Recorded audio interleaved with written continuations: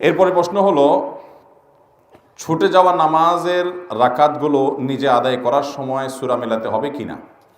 খুব দরকারি এবং গুরুত্বপূর্ণ একটি প্রশ্ন, অনেকেই এই প্রশ্ন করে থাকেন। প্রায় আপনার ইমামের পেছনে সালাত আদায় করতে গিয়ে যদি 2 রাকাত 3 রাকাত ছুটে যায়, ধরুন 4 রাকাত ওয়ালা নামাজের আপনি শেষের 1 রাকাত পেয়েছেন, আপনার 3 রাকাত ছুটে গেছে।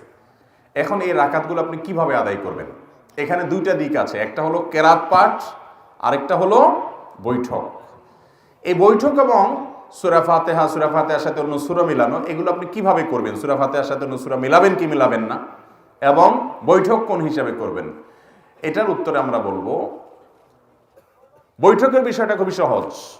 আপনি যদি শেষের রাকাত পান 4 রাকাতওয়ালা নামাজের, তাহলে আপনি নিজে যখন ইমাম সালাম ফেরানোর পরে সালাম ফেরানো ছাড়া আপনি দাঁড়ায় যাবেন, দাঁড়ায় গিয়ে আপনি যখন সালাত শুরু করবেন, আপনার প্রথম রাকাতে আবার বৈঠক করবেন। ইমামের সাথে তো বৈঠক করছেনই, এরপরে দাঁড়ায় যখন আপনার 3 রাকাত ছুটছে, ওই 3 রাকাত পড়া শুরু করেছেন, ওই 3 রাকাতের প্রথম রাকাতে আপনার আবার বৈঠক করবেন। তাহলে পরপর 2টা বৈঠক হবে, হোক, কোনো অসুবিধা নেই। কারণ আপনার এই প্রথম রাকাতটা মূলত আপনার জন্য দ্বিতীয় রাকাত, কারণ 1 রাকাত ইমামের সাথে পেয়েছেন, আরেকটা একা একা পড়ছেন, তাহলে এটা কত নম্বর রাকাত হলো? দ্বিতীয় রাকাতে বৈঠক করতে হয়, সেই হিসাবে আপনি এখানে বৈঠক করবেন। তাতে 2 বৈঠক হোক, সমস্যা নেই। প্রথম বৈঠকটা হলো ইমামের অনুকরণ করতে গিয়ে ইমাম যেহেতু বসছে, আপনি দাঁড়াইতে পারেন না, সেজন্য বাধ্য হয়ে বসেছেন। এটা হলো আপনার মূল বৈঠক, যেটা আপনি একাকে আদায় করছেন। তাহলে বৈঠক কোথায় করবেন বুঝতে পেরেছেন তো? আর বাকি তৃতীয় রাকাতে, অর্থাৎ 1 রাকাত ইমামের সাথে পেলেন, নিজে একাকে 1 রাকাত পড়লেন, নিজে একাকি পরবর্তী রাকাতে আপনি তো বৈঠক করবেন না, কারণ এটা 3 নম্বর রাকাত। আর শেষের রাকাতে বৈঠক করতেই হবে, কারণ সেটা 4র্থ রাকাত। মাগরিবের নামাজ যদি হয়, তাহলে এমনও হতে পারে যে 3 রাকাতে বৈঠক হতে পারে কি পারে না? কেউ যদি মাগরিবের শেষের রাকাত পায়, তাহলে ইমামের সাথে বৈঠক তো করতেই হবে।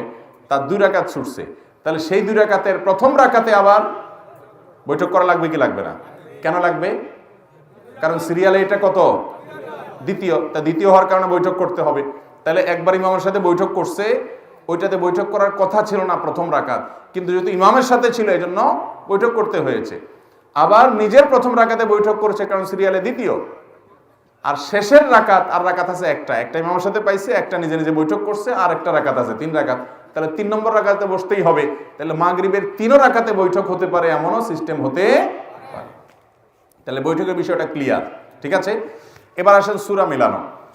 সূরা মিলানোর জন্য ওলামা একরাম এবং ফোকাহ একরামের 2টি মত আছে। অনেক ওলামা একরাম বলেছেন, ইমামের সাথে যে নামাজগুলো ছুটে গেছে, 3 রাকাত 2 রাকাত, যেগুলো ছুটে গেছে পায় নাই, সেই নামাজগুলো যখন মুক্তাদি পরবর্তীতে ইমাম সালাম ফেরানোর পর তিনি দাঁড়িয়ে একা একা আদায় করবেন, এগুলো তার সালাতের শেষ অংশ। অনেক ওলামা একরাম ফোকাহ একরাম বলেছেন শেষের রাকাত।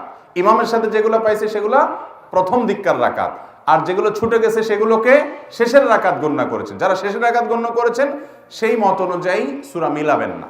কিন্তু এই মতের চাইতে অধিকতর অগ্রগণ্য মত এবং সতর্কতাপূর্ণ মত হলো যে যেই রাকাতগুলো ছুটে গেছে সেগুলোকে মুক্তাদি যখন একাকি আদায় করবেন, সেগুলোকে শুরুর দিককার রাকাত ধরবেন। আর যখন শুরুর দিককার রাকাত ধরবেন, তখন সূরা ফাতিহার সাথে অন্য সূরা মিলাবেন। বুঝাতে পেরেছি? এবার আসেন আমরা এক্সাম্পলে যাই।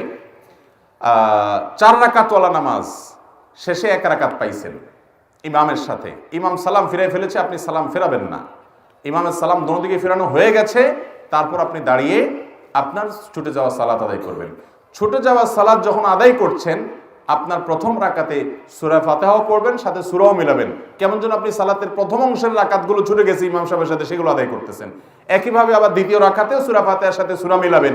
আপনার তৃতীয় রাকাতে আর সূরা ফাতিহার সাথে সূরা মিলাবেন না, কারণ 2 রাকাত তো সূরা মিলানো হয়েই গেছে। এটা তো 3 নম্বর রাকাত সিরিয়ালে, সেখানে তো সূরা মিলানো নাই। কথা কি বুঝতে পারছি? এবার আসুন 4 রাকাতওয়ালাটা আপনারা বলেন দেখি। 4 রাকাতওয়ালা নামাজের 2 রাকাত ছুটে গেছে, আর 2 রাকাত পাইছে।